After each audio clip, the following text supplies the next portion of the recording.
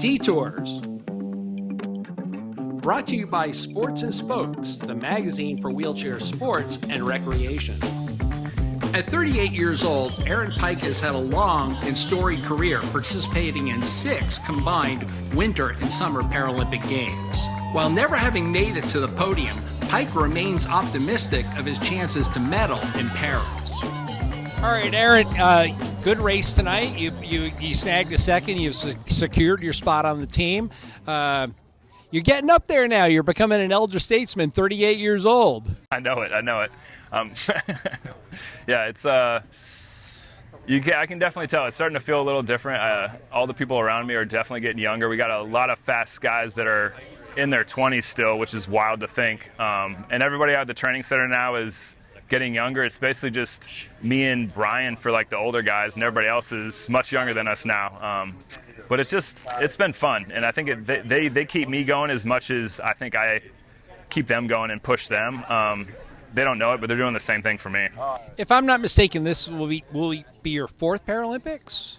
Yes, fourth summer Paralympics. Yeah. So that's a lot. I mean, how is it that you're keeping your body together? I mean, I want to address your winter games where you also Nordic ski, but boy, it's just a lot just to keep your body together just for what you're doing. You're a middle and long distance racer. Yep.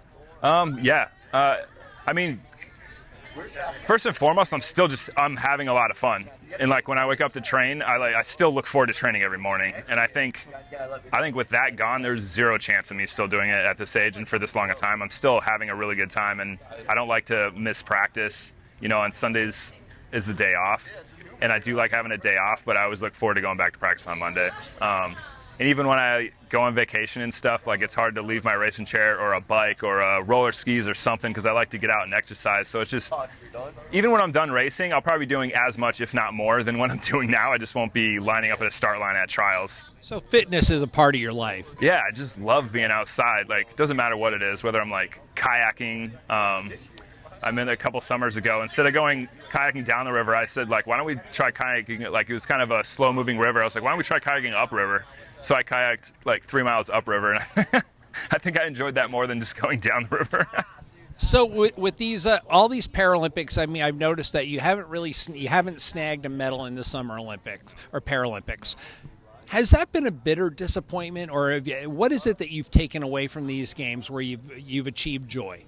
Yeah, I mean, it's never bitter to me if I've done everything I can do in my power to line up and be as fast as I can be on that day. I have no problem with my results. If I had times, I've been really, really fortunate to not have any injuries either, where I've lost it a lot of time, or I've had to think back like, oh, what if? I haven't been so upset with my training that I've thought like, oh man, I should have been doing this or this. Like, I know I'm doing the right things. I'm lining up. I'm coming to practice every day. I'm doing all the things in my power. So if I line up and have the best race I can, like I'm satisfied with that. So you also get some joy out of the winter sports. You're a Nordic skier, and I saw that at the World Championships you notched a silver. I got a silver. I got a gold this past one, and a gold. Silver. Yep. In the biathlon. Yes. How? I mean, my assumption, not knowing that much about it, is that you're not dragging the rifle around with you. So when you get to your spot, yep. I mean, you lay down the rifle is prepared and ready for you. Yeah. So we take off for our first lap as hard as we can, and it's like about a 10-minute lap or less, and we come in, and when the coaches see that we're coming in, they have somebody down course that'll say, like, Aaron's approaching the range. And then the coach will grab a rifle off the gun rack, and he'll bring it over to the mat when we're coming. And then they'll stand there holding our rifle, and we'll be flying into the range, and we'll quickly, like, drop down on the mat quick. The coach will hand us the rifle and go straight back. And they're not allowed to say anything to us about the wind, like where our shots were in the last shooting. And then we're just expected to just hit the shots, and then we just drop our rifle, and then we take off. Are you expected to get yourself back up off the ground? Yep, you just put the rifle down, and then you just kind of like throw yourself up as fast as you can, almost like you see people doing the basketball chair or whatever when they get knocked down. You just jump up. It takes like a second for me to get up off the ground, and then you take off, and you're either going, if you miss, you're going in for some penalty laps, or you take off and just for the next lap. So what's the joy in the Nordic skiing? Is it well, first of all, let's start with this. Is it tougher than racing? Because it looks really demanding. I would say it's it's more physically demanding. There's no such thing as a flat course in Nordic skiing. There isn't. There's flatter courses, but there's never a flat course. You're always doing a lot of climbing. Where like the marathon, you have, Chicago and Boston has a ton of down. That's a tough course. But you have your flat, fast courses. And Nordic skiing, there's no courses that are flat. You always got to do a lot of climbing. It's more of a grind. And you can draft, but you're not like, when we're going on the track, you can feel a big difference being behind someone. You get carried along in a draft. That's not happening at all in Nordic skiing. You are working hard the entire time, like pulling. There's no like taking strokes off, nothing. It's just a grind. It's a lot tougher physically, but I would say wheelchair racing is a lot harder to just learn the technical aspect, to learn how to be fast. I would say if you're really fit and strong, you would take off quicker in Nordic skiing than you would in wheelchair racing. I think wheelchair racing, you'd be the fittest guy out here and jump in a chair and be terrible at it because it's such an efficiency-driven sport. Or I feel like Nordic skiing, there is efficiency plays a part, but I think if you're really strong and fit, it takes you a long way. We'd like to take a minute to thank our sponsor, Sports and Spokes magazine.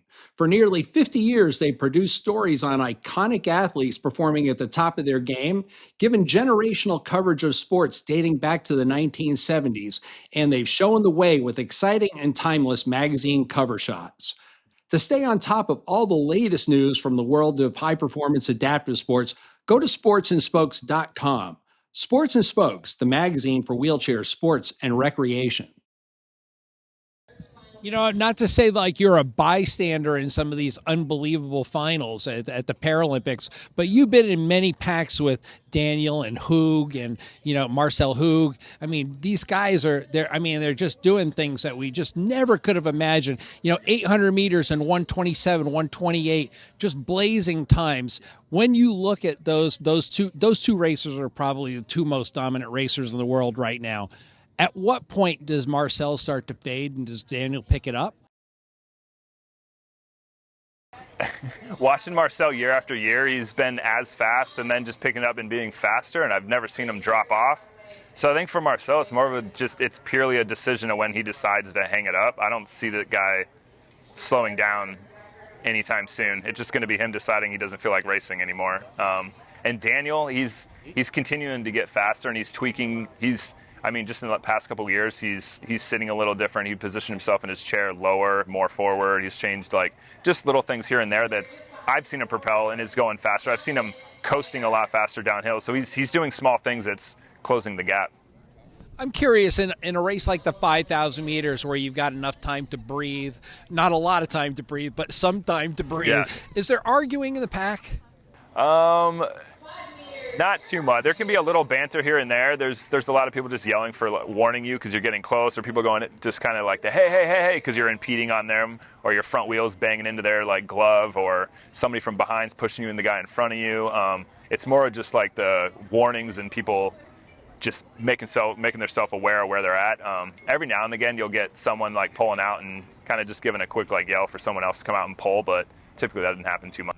Your favorite track event and why? Man, it's I would say the two races I'm doing are both close. You know what, I'd have to say the 15 because it is a really fast race, and you don't have a whole lot of time to set yourself up. That race, the 1500 goes by so quick, and it's always over before you know it. It's almost a mile race, but it's over in a flash. Those first couple laps go through, and then the next thing, it always feels like the last lap comes up before you know it, and you have to be on it and ready to race because that race can be over before you blink. To me, that's like a sprint. Thanks, Aaron. Yeah, absolutely.